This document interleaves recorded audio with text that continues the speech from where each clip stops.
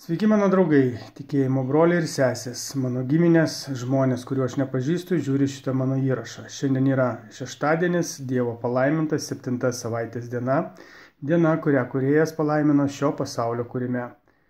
Sveikinu visus su šia nuostabia diena, būkite Dievo artume ir jo palaimoje. O šiandien aš toliau tęsiu savo įrašus Dievo žinia pasauliu ir šiandien noriu paskelbti trečiojo angelo žinią. Tai yra labai svarbi žinia, todėl kad jinai žymi ribą, ties kuria turės atsistoti kiekvienas žmogus žemėje ir padaryti savo sprendimą. Būti Dievo artume ar vis dėlto likti blogio įtakoje. Vidurio nebus, turės kiekvienas padaryti sprendimą ir nuo kiekvieno sprendimo priklausys kiekvieno likimas. Ir kaip kartojau antroje dalyje, tai laimingas žmogus yra tas, kuris dabar gyvas yra ir girdi šią žinią, nes būdamas gyvas, jis turi galimybę pakeisti savo gyvenimo taką, atverti savo širdį Kūrėjui, pašaukti Dievą į savo namus, susitaikyti su Dievu, pakeisti savo gyvenimo būdą, atversti Dievo žodį, Bibliją ir sukurti ryšį su Dievu. Nes miręs žmogus to padaryti jau nebegali. Jis guli savo kape, nieko negirdi, nieko nemato, jokioje veikloje nebedalyvauja. Jis tiesiog guli, miega ir laukia Dievo teismo sprendimo vykdymo. Nes dabar yra prasidėjęs Dievo teismas danguje ir yra atvertos visos mūsų gyvųjų ir mirusiųjų bylos. Apie tai aš kalbėjau pirmoje dalyje ir dabar dar pakartosiu ją, nes jinai irgi labai svarbi žinia. Tai paskaitysiu Apreiškimo Jonui skyrių 14 ir 6-7 eilutės. Ir aš pamačiau kitą angelą lekiantį dangaus viduriu, turinti paskelbti žemės gyventojams, visoms tautoms, gentims, kalboms ir žmonėms amžinąją evangeliją. Iššaukiau galingų balsų, bijokite Dievo ir atiduokite jam pagarbą, nes atėjo jo teismo valanda. Nuolankiai pašlovinkite dangaus ir žemės, jūros ir vandens šaltinių sutvėrėją. Ši žinia būtent ir paskelbė pirmojo angelo žinia, kad prasidėjo Dievo teismas ir tas Dievo teismas pagal Bibliją, pagal Dievo žodį prasidėjo 1844 metais ir šitas teismas jau vyksta 180 metų. Kada jisai pasibaigs, niekas nežino, bet gali pasibaigti bet kada, todėl reikia budėti ir reikia tam ruoštis, save ruoštis, keisti savo gyvenimo būdą. Jeigu nenorime, kad būtų taip, kaip prieštvaniniam žmonėms. Tai va, antroje dalyje aš skelbiau antrojo angelo žinią, kuris skelbė krito didžioji Babelė, didysis miestas, kuris savo paleistuvingo įniršio vynu apgirdė visas tautas. Tai čia buvo Babelė, tai yra politinė, religinė, ekonominė sistema ir čia yra paskelbiama apie didžiosios Babelės, tai yra pasaulinių lygių religinės sistemos griūtį. Reiškia, Romos katalikų bažnyčia su savo visa religinė sistema griuvo dar ir viduramžiais. Prieš ją kovojo protestantai, kur prieš tą klaidingą jos mokymą, net 1260 metų jie kovojo su jais, bet mūsų laikė jie sudarė sąjungą, pasirašė po visom klaidingom doktrinom ir taip krito pats protestantizmas, krito ir kitos bažnyčios, kurios priėmė klaidingą Romos katalikų bažnyčios mokymą. Tai va, tai ir apie tai angelas ir praneša. Ateityje dar laukia ekonominis šios Babelės griuvimas, negailestingas, reiškia, jeigu griūna ekonomika, tai griūna ir politika. Tai tą Dievas praneša ateityje. Tas įvyks, Dievas apie tai praneša, bet tai įvyks ateityje.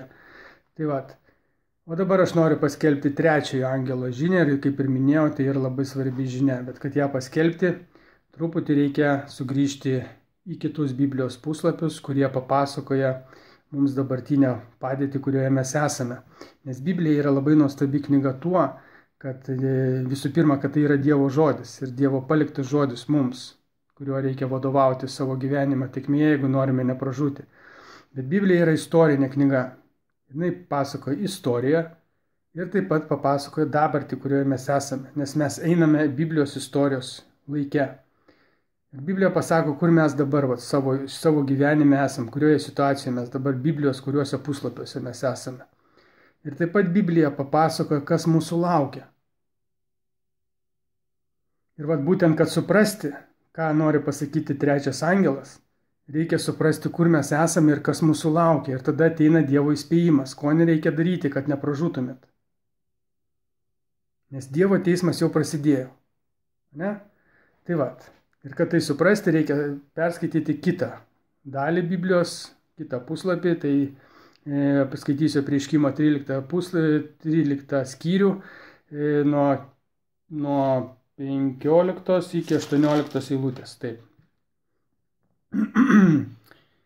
Jam leista suteikti žvėries atvaizdui dvasią, įdant žvėries atvaizdas imtų kalbėti ir įsakyti, kad visi, kurie atsisakys pagarbinti žvėries atvaizdą, būtų žudomi.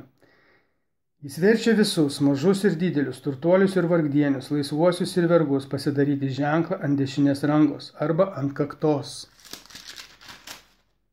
kad niekas negalėtų nei pirkti, nei parduoti, nei turėti to ženklo žvėries vardo ar jo vardo skaičiaus. Čia slypi išmintis, kas išmanote, apskaičiuoja žvėries skaičių, nes tai žmogaus skaičius ir jis yra 666. Tai va čia yra tokie gan rimti žodžiai parašyti ir kad juos suprasti, reikia suprasti, kas yra tas žvėries atvaizdas, kas yra žvėries ženklas, ką reiškia priimti į kaktą ir ką reiškia priimti į ranką. Na ir tas mistinis 666 skaičius.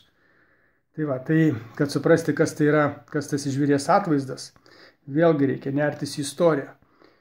Antroje dalyje aš jau daug pasakojau apie tą mūsų istoriją, bet dar kartą truputį grįšim į tuos laikus, kada Napoleono generolas Berthier nuverčia Romos popiežiaus valdžią, kuri viešpatavo net 1260 metų ir tai buvo pats juodžiausias, negailestingiausias žmonijos laikotarpis, kada buvo žmonės persekiojami, kankinami, žudomi ir taip toliau. O ne, aš tai kalbėjau antroje dalyje, kas negirdėjo, tai pasižiūrėkit ir išgirsit.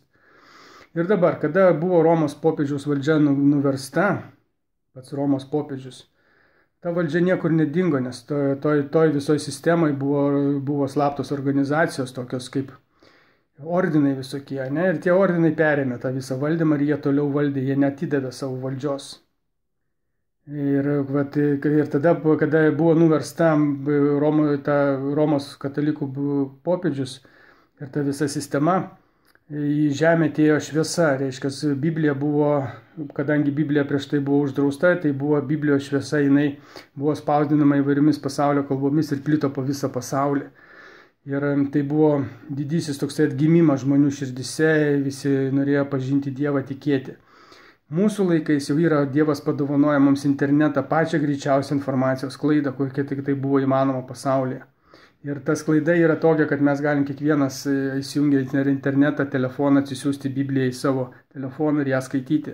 Ir tai gali padaryti visame pasaulyje žmonės. Nes Biblija yra visomis kalbomis, kiekvienas žmogus gali ją perskaityti. Galų gale anglų kalba jinai yra, kuri dabar yra pasaulinė kalba, kuria visi susikalba. Ne? Tai va, tai Dievas paskelbė apie save visą žinią ir paskelbė apie pasaulį apie tai, kad prasidėjo Dievo teismo diena. Jeigu jūs jos negirdėjote, jūs esate patys kalti, nes jūs netvertė Dievo žodžio. Reiškia, jūs pats šėtonas laiko už gerklės paėmus, jūs ir to neleidžia padaryti. Dėl to ir aš čia dabar skelbiu šią žinią, kad jūs ją išgirstumėt. Ne šiaip savo aš skelbiu, noriu, kad jūs ją išgirstumėte ir susimastytumėtės ją. Vat. Bet tuo pačiu, kaip ir minėjau, ta valdžia nepradingo, tos slaptos organizacijos vykdė savo šėtonišką veiklą, tiksliau šėtonas per juos darė savo darbus. Tai ir pirmas ir antras pasaulinis karai buvo tam ir sukurti, kad žmonės atitraukti nuo to šviesos, kuri pradėjo verštis į pasaulį. Ir šėtonas kūrė, reiškia, nuo 1844 metų, kada jau prasidėjo Dievo teismas, gimė visokie izmai, reiškia, kapitalizmas, liberalizmas, komunizmas, socializmas, leninizmas, budizmas, hinduizmas ir visos kitos izmai, ne, kurie jau sujaukė tą žmonių protą ir visą valdymo sistemą. Ir pasaulyje šėtonas kūrė įvairias babelės. Kažkaip kaip ir antroje daly minėjau, pavyzdžiui, Lietuvoje mes gyvenom Tarybų sąjungos babeliai, kurioje vyravo ateizmas. Iš Tarybų sąjungos ta babelė buvo sugriauta tų pačių slaptų draugijų, nes jinai galbūt kėlė grėsmę, dar kažkas, tai ne, čia jų reikėtų paklausti, bet mes iš tos babelės patekom į kitą babelę ir gyvenam kitoje Babelėje, kurie taip pat Dievo žodis nėra toleruojamas, o atvirkščiai net yra greunama Dievo santuoka, reiškia, tarp vyro ir moters yra išniekinama ta sąjunga, kurią Dievas sukūrė. Tai ir gyvenam taip pat šitoniškoje aplinkoje ir visi įstatymai ir visi įsakymai, kurie čia yra skelbiami, tai yra prieštarauja Dievo žodžiui. Vienintelis, kas neprieštarauja, tai kad mes dar kiekvienas turime kažkokią tai pasirinkimo laisvę, nors ir jinai yra apribota. Jeigu aš pradėsiu laisvai kažką tai reikšti, gali mane už tai pasodinti, nubausti ir taip toliau, ne? Tai čia kiekvienoje visam pasaulyje yra tos Babelės sukurtos, kaip ir Šiaurės Korėjos Babelė, Kinijos Babelė, kur žmonės nebeturi jokio pasirinkimo ir taip toliau. Ir tos visos Babelės buvo sukurtos tam, kad valdyti žmogų ir jį atitraukti nuo Dievo žodžio. Be viso šito dar atėjo šėtonas pasiuntė savo klaidinančius pranašus. Tai toksai kaip Karlas Marksas, Friedrichas Nyčė ir Zigmundas Freudas. Tai tie filosofai, kurie turėjo sujaukti žmonių mintis iki galo sujaukti. Kaip, pavyzdžiui, Karlas Marksas sakė, kad žmogaus tas laimės šaltinis ir tas, kas užveda žmogų, tai yra turto troškimas. Reiškia, gražus prabangus namai, ten prabangus automobilis, patogi vieta visuomenėje, tai reiškia, tai čia yra žmogaus prasmė ir tas visas laimė. O Friedrichas Nyčė iškėlė savo aš, ten valdžios troškimą, norą galima greitai tokį laviruoti, greitai keistis ir taip toliau. Čia jau Nyčios idėjos tokios. O Freudas, reiškia, kėlė seksualinės poreikius žmogaus ir tą visą tokią laisvę vartoti ir reikšti savo tuos geismus visus, ne? Ir dar atsiranda toksai Darvinas, kuris visam pasauliu paskelbė, kad Dievo nėra ir, reiškia, viskas gimė sprogimo teorijoje, evoliucijoje, čia viskas mes išsivystė iš beždžionės, nors joks mokslas to nerodo, nes mūsų genetika absoliučiai skirtinga nuo beždžionės ir mes net neįmanoma tai padaryti, bet niekam tai neįdomu, visi daugelis tuo tiki. Reiškia, nes neanalizuoja, nes šėtonas laiko tame mele visus už garklės paėmus ir neleidžia patversti Dievo žodžio. Nes Dievo žodyje yra tiesos dvasia, kuri atskleidžia visą tiesą, žmogui atmerkia akis ir parodo, kuris kokiai pasaulyje gyvena. Atsimenat, buvo toksai filmas Matrica, juoda raudona tabletė. Tai Biblija yra raudona tabletė, kurią pradėjus skaityti atsiveria akis ir tu pradedi matyti tą visą šėtono melą pasklistą šiame pasaulyje. Ir aš to irgi noriu su jumis pasidalinti. Tai buvo pasėtas toks blogis ir karai, ir valstybės, ir filosofija visa, kuri tikrai sujaukė žmonių mintis ir dabar daugelis yra ant to kabliuko pasinėrę, vieniems yra kūniški geismai, juos užveda ir jie gyvena tame. Tai kiti visą gyvenimą trokšta geros padėties, pavydi savo kaimynui, kad jisai turi geresnį namą, geresnį automobilį ir jis visą savo gyvenimą verčia taip, kad pas jį irgi atsirastų tas geresnis automobilis, gražesnis namas ir taip toliau. Nori, kad jį visi matytų, kad jį visi pagirtų ir taip toliau iškeliamas savasis aš, ką darė Nyčė, nori valdžios, geros padėties ir taip toliau. Ir tai visiškai prieštarauja Dievo žodžiui, nes Dievo žodis, pavyzdžiui, ką sako Marksas, sako apie valdžią kalbą, tai Dievas sako, kad laimė yra, Marksas kalba apie turtą, tai kad užveda tas žmogus laimingas, kada jis turtingas, o Dievo žodis sako, žmogus laimingas paprastume. Pavyzdžiui, Nyčė sako, iškelk savo aš ir būk visuomeniai kažkokią padėtį užimk ir taip toliau. Biblija sako, nusileisk iš aukštybių, iš dulkės gimėjai, dulkė pavirsi. Jeigu tas Freudas sako ten, reiškia, kad to seksualiniai poreikiai visi, tai Dievo žodis sako nesvetimauk. Jeigu Darvinas sako, kad Dievo nėra, tai Dievas sako, aš esu, aš jūs visus sukūriau. Tai įsivaizduojat, kokį klaidžiamokslį pasiuntė į pasaulį šėtonas ir po to visi, dauguma žmonių pasaulio pakibo, jie visi bėga dabar kaip tos pelytės tam ratukė. Galvodami, kad tai yra gyvenimo prasmė. Ne, gyvenimo prasmė yra santykis su Dievu, su Kūrėju. Atversti Dievo žodį, pradėti skaityti ir surasti santykį. Čia yra prasmė gyvenimo.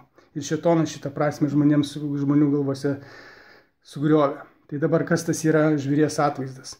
Kadangi prasidėjo Dievo teismas, šėtonas šitą dalyką žino ir jisai skuba. Ir jisai turi sukurti tą tokią naują politinę sistemą, kuri suvienys visas tas Babelės, kurios yra sukurtos pasaulyje. Į vieną pasaulio tvarką. Girdėjot, nauja pasaulio tvarka tokius žodžius, ne? Tai čia ir yra ta žvėries, kuris sukurta, jis jau yra sukurtas, žvėries atvaizdas. Mes dar jo nematom, bet jis yra. Tai yra nauja pasaulinė politinė ir religinė sistema. Jis yra sukurta ir mūsų visi aktoriai, tie prezidentai, tai yra tų slaptų organizacijų statytiniai, tą įgyvendina. Ir mes jau savo kailiu esame tai pajutę, kada buvo COVID-19. Ne? Tai buvo tos sistemos testavimas, kaip dirba sistemos dalis. Buvo įvestas priverstinis vakcinavimas ir tas priverstinis vakcinavimas vyko visame pasaulyje. Ir Australijoje, ir Amerikoje, ir Kanadoje, ir Anglijoje, ir Lietuvoje, ir Europoje, ir Rusijoje, ir Kinijoje, visame pasaulyje. Ir čia atsiskleidė būtent tas žvėries atvaizdas. Jis save testuodamas pasirodė, bet jis dar iki galo savęs neatskleidė. Mums dar atrodo, kad mes gyvename laisvoje demokratinėje Lietuvos Respublikoje. Ne, mes jau negyvename, mes gyvename va šitoje sistemoje. Žvėries atvaizdo sistemoje. Mes jau jame esame, tik dar to nesuprantame, nes jie to neatskleidė. Dabar, ką reiškia žvėries ženklas? Žvėries ženklas tai yra bus jų valdžios ženklas, kurį visi privalės priimti. Ne? Nes jeigu nepriims, jie negalės pirkti, parduoti ir taip toliau. Ir dargi netgi bus žudomi. Tai ką reiškia tas žvėries ženklas? Vėlgi reikia grįžti į istoriją. Kada Dievas kūrė žemę, jisai 6 dienas kūrė, 7 dieną jisai ją palaimino. Ir ta 7 diena yra ne sekmadienis, jis yra šeštadienis. Ir laiko tėkmėje ši diena buvo pakeista, kad žmonės negarbintų Dievo dienos. Specialiai pakeista. Tai va, Dievo valdžios ženklas yra šeštadienio garbinimas, taip kaip yra įrašyta jo įsakyme. 10 įsakymų yra Dievas palikęs mums, ne? Ir Romos katalikų bažnyčia šitą įsakymą išėmė, panaikino ir vietoj jo parašė švęsk sekmadienį. Kad suprastumėte, aš šį dabar jums paskaitysiu. 4 Dievo įsakymą, kurio nėra katalikų bažnyčios katekizme įrašyto. Atmink ir švęsk šabo dieną. 6 dienas triūsi ir dirbsi visus savo darbus, bet 7 diena yra viešpaties tavo Dievo šabas. Nedirbsi jokio darbo nei tu, nei tavo sūnus ar duktė, nei tavo vergas ar vergė, nei tavo galvijai, nei ateivis gyvenantis tavo gyvenvietėse. Juk per 6 dienas viešpats padarė dangų ir žemę, jūrą ir visą, kas juose, bet 7 dieną ilsėjosi, todėl viešpats 7 dieną palaimino ir ją pašventino. Šitas įsakymas ir šitos dienos šventimas yra Dievo pripažinimas ir tai yra Dievo valdžios ženklas. Toje istorinėje tėkmėje pagonis švęsdavo sekmadienį, nes tai sekmadienis yra Saulės dienos šventė. Saulės diena skaitydavosi. 321 metais kovo 7 dieną valdant pagoniškai Romos imperijai, imperatorius Konstantinas išleido pirmąjį įsakymą, kuris vertė žmonės garbinti sekmadienį. Kaip Saulės dieną. Ir toje tėkmėje, kada jau buvo tie, reiškia, klaidinantis kunigai, kurie troško valdžios ir Dievo žodį naudojo, kad patenkinti savo kūniškus geismus, turtėti ir valdyti ir turėti valdžią, jie, reiškia, keitė visą Dievo žodį ir pakeitė netgi tą įstatymą, nes tuo metu, kada jau buvo pagoniška Roma, didėjo krikščionių ir patys pagonys atsiversdavo į krikščionybę ir ta pagoniška tradicija ir tie visi paprašiai įėjo į krikščionybę, bet tas Dievui nepatinka, nes Dievas kategoriškas yra pagoniškiams ritualams ir visiems stabams. Ir tie tikrieji krikščionys tam visam prieštaravo. Jie niekada nešventė to sekmadienį, visada švęsdavo šeštadienį. Bet tie klaidžiamoksliai, jiems patiko visa tų pagoniškų švenčių atributika ir tas šventimas ir jie matė, kad tai gali pritraukti daug žmonių ir uždirbti daug pinigų. Dėl to jie keitė Dievo žodį. Dėl valdžios ir dėl finansų ir dėl savo įtakos. Ir kada 538 metais Roma gavo visokiojopą politinę, religinę ir ekonominę valdžią ir atsirado tas Romos popiežiaus titulas, jie įvedė sekmadienio garbinimą. Ir sekmadienio garbinimas yra Romos popiežiaus valdžios ženklas. Ne Dievo ženklas, bet Romos popiežiaus valdžios ženklas. Ir kada žmogus ateina į bažnyčią sekmadienį garbinti Dievą, jisai ne Dievą garbina, jisai garbina Romos popiežių. Tai yra jo valdžios ženklas. Šeštadienis yra Dievo valdžios ženklas. Kada tu garbini Dievą šeštadienį, tu pripažįsti Dievą Dievu. Kada tu reiškia garbini sekmadienį, tu nepripažįsti Dievo Dievu, nes tu garbini Romos popiežių. Tokia yra tiesa. Ir va dabar šita žvėries atvaizdo sistema, jos religija yra Romos katalikybė. Ir jie išleis įstatymą, kuris vers visus žmonės garbinti sekmadienį. Tai galės būti, pavyzdžiui, po tvarumo programa pakišta. Kad tai mes gelbėsim pasaulį, nes pasaulis žūsta. Ir įves, pavyzdžiui, šeimos garbinimo, šeimos šventę, šeimos ir žemės šventę. Aš dabar biškit fantazuoju, bet kaip pavyzdį sakau, ne? Kurioje mes visi nedirbsim, nedirbs parduotuvės, niekas nedirbs, nebus galima galbūt net ir užvesti automobilio. Visi būsime šeimose ir džiaugsimės, kad mes visi valome žemę. Ir atrodys, kad tai yra labai gražu ir prasminga, bet po visų šitų bus paslėptas labai didelis blogis. Nes jūs negarbina Dievo šventės ir Dievo šventė yra patraukta į šoną ir jos net negalima bus švęsti. Tai va, nes yra įstatymė ir parašyta, kad tame 13, kurie atsisakys pagarbinti žvėries atvaizdą, būtų žudomi. Reiškia, kurie atsisakys pagarbinti žvėries atvaizdą ir nepriims to žvėries valdžios ženklo sekmadienio garbinimo, jie prieis prie tokio dalyko, kad jie bus žudomi. Tai va, tai dabar supratot, kad yra žvėries atvaizdas, tai ta susikūrusi nauja politinė religinė sistema, kurios mes dar iki galo nematom, jinai dar nėra atsivertusi, bet jinai jau yra, nes mes pajautėm ją per COVID-19 tą priverstinę vakcinaciją ir mes jau matome, kaip tai formuojasi įtaka, kur mes jau nebeturim savo sprendimų, kai valstybė mes paprasčiausiai vykdom nurodymus ir tai daugelis šalių tai daro. Tai va, o žvėries ženklas yra būtent bus įvestas priverstinis sekmadienio garbinimas. Ir visi, kurie dabar jau garbina sekmadienį iš savo nežinojimo, jau yra žvėries ženkliai ir garbina žvėries atvaizdą.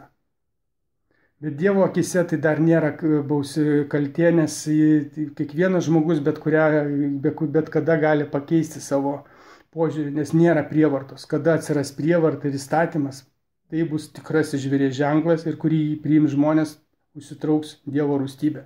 Apie tai Dievas praneš 3 angelo žinioje. Dabar ką reiškia priimti į kaktą arba ant kaktos. Tai reiškia, man patinka šita sistema, aš jai pritariu ir visus raginu tą sistemą naudotis, nes tai labai puiku, mes gelbstim žemę, o Dievas vis tiek jisai viską supras arba iš vis Dievo nėra, sakysiu, ne? Tai reiškia, tai žmogus priima tą visą sistemą į savo galvą, į savo kaktą, į savo mintis, į savo širdį ir taip toliau. Ką reiškia ženklas ant rankos arba rankoje? Tai reiškia, man nepatinka šita sistema, aš nenoriu šitoj sistemoje gyventi, bet aš turiu namą, automobilį, gerą padėtį ir aš tik tai, dėl to ir pritariu, ne? Aš naudosiu tą sistemą, tai čia bus tai, kad aš priimu tą visą sistemą ir žvėries ženklą į savo ranką. Ir tai irgi skaitysis, kad jūs pažeidė Dievo įsakymus. Kas yra tas mistinis 666, tai tų minčių labai daug pas kiekvieną yra. To atsakymo, kaip aš irgi nesu tikslaus girdėjęs, nes visi taip iš tikrųjų nėra labai ir atskleista, tai aš tik galvoju, kad 6 tai yra, 6 tai tikrai yra žmogaus skaičius, nes 6 dieną Dievas sukūrė žmogų, o tie visi turtas, valdžia ir svetimavimas arba tas seksas ir savo geismų tenkinimas yra po kiekvienu 6, tai yra žmogaus pražūties skaičius. Ir Dievo įstatymo, Dievo nesiskaitimas su Dievu skaičius.